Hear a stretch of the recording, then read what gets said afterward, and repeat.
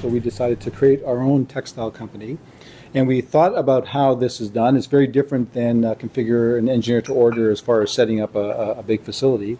So we decided to make it a digital business. And it's called Loom Textiles, L-U-U-M, play on the weaving loom. And basically, you can go there.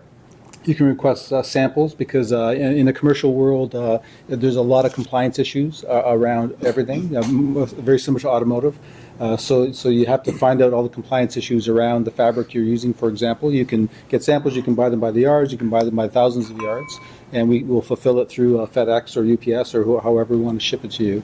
And we created that basically from order right down to the warehouse piece, and created it separately as a digital business.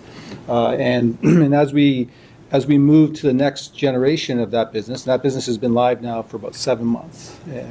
And then you start learning that digital isn't 100% what you need, because someone says, well, I want to make a phone call to someone and ask them something about something, right? So then you start thinking, well, do we do a digital chat feature as opposed to a phone call? So again, keep on thinking around the digital piece of it. How do we communicate? How do we open our communication?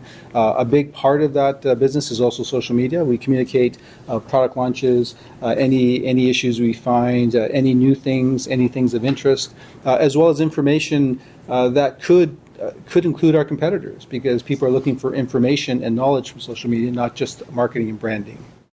I guess, John, in listening to what you were saying, do you and your company feel that what you've done really is a new source of revenue? Has it really moved the company into a different perspective? I mean, so in other words, has technology really fostered a new sense of revenue? Because that's, I think, where we're all sitting and saying this is where we can make a difference in revenue, whereas we were never really sort of the revenue drivers per se. We were the revenue spenders. And so I'd be interested if your company is perceiving what you've just described as that. We've basically expanded our product depth and breadth horizontally.